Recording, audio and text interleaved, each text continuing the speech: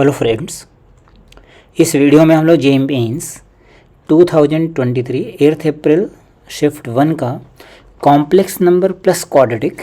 देखिए यहाँ पे रूट्स ऑफ द इक्वेशन की बात हो रही है, मतलब क्वाड्रेटिक है। यहाँ पे हमें कॉम्प्लेक्स इक्वेशन गिवन है, मतलब कॉम्प्लेक्स नंबर्स की बात हो रही है। तो चलिए, ऐसे जो क्वेश्चंस होते हैं बहुत टफ नहीं होते फ्रेंड्स, बस आपको देखने में भी आपको फियर लगे, बट ये ईजी क्वेश्चंस होते हैं। चलिए इसको कैसे डील करेंगे देखा जाए। z गिवन है अल्फ़ा प्लस आइटा बीटा, ये आपके पास एक इक्वेशन गिवन है। तो हम लोग इस इक्वेशन में z की वैल्यू सब्स्टिट्यूट कर देंगे। तो यहाँ पे हमने इस इक्वेशन को लिख लिया, यहाँ पे बस वैल्यू हम लोग सब्स्टिट्यूट कर रहे हैं। तो आपने z की वैल्यू डाल दिया, कितना आ जाएगा friends, alpha plus iota beta plus 2 mod is equals to alpha plus iota beta, देखिए z गिवन है ना, प्लस 4 आइटा। तो जो आइटा वाले टर्म्स है उसको एक पास, उसको बोलते हैं रियल पार्ट। जिसमें आइटा नहीं है उसको एक पास लिखेंगे, तो क्या हो जाएगा, alpha plus 2 plus iota beta mod का मतलब magnitude of the complex number. This is alpha plus 4 plus iota beta plus 4। अब आपको यहाँ पे एक फॉर्मूला यूज़ करना है, modulus of a complex number.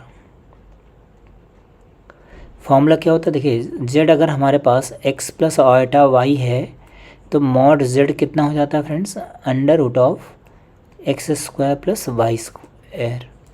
एक तो ये कंडीशन यूज़ करनी है, दूसरा हमें एक फॉर्मूला और यूज़ करना है।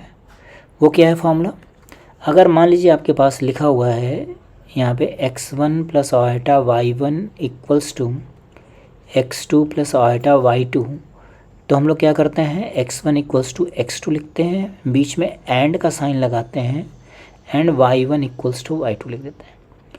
तो इसको बोलते हैं equality of the complex number, this is the modulus of the complex number. हमें अभी इतना ही यूज़ करना है।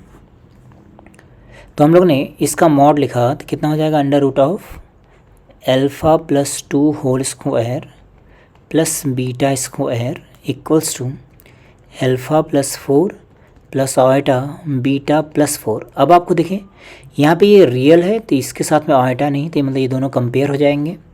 तो आ जाएगा under root of alpha plus 2 whole square plus beta square equals to alpha plus 4। एक इक्वेशन हमारे पास ये बन गई। दूसरा क्या मिलेगा, 0, यहाँ पे देखिए आइटा नहीं ना, तो 0 इक्वल्स टू बीटा प्लस 4। ये आपने कंपेयर कर लिया, बस ये इजीली हम लोग सॉल्व कर लेंगे।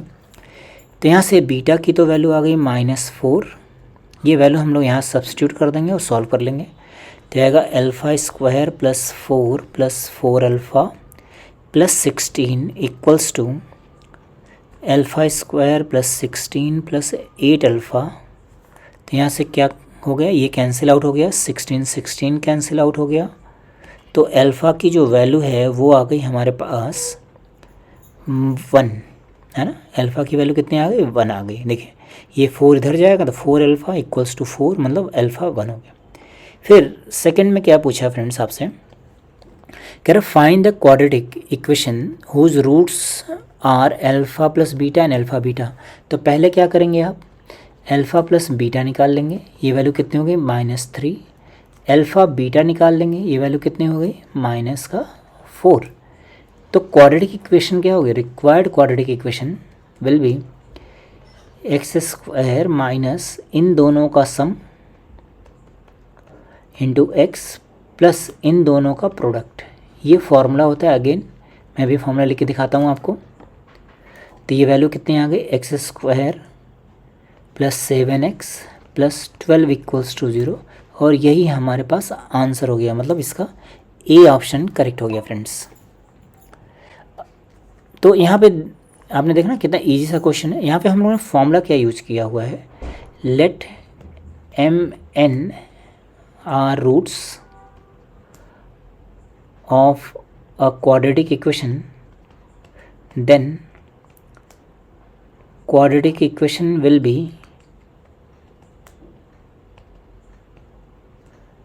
X square minus sum of the roots into product of the roots equals to 0। ये हमारे पास फार्मूला होता। तो इस क्वेश्चन में 3 फार्मूले यूज हुए हैं फ्रेंड्स, एक ये और एक ये 3 फार्मूले यूज हुए हैं। तो आपने देखा ना कितना अच्छा सा क्वेश्चन है, वो सिंपल भी है, बहुत टफ नहीं है क्वेश्चन। तो इस क्वेश्चन को कोई भी क्रैक कर सकता था, बस आपको डरना नहीं है। आई होप आपको सोल्यूशन समझ में आएगा फ्रेंड्स। Okay, thank you.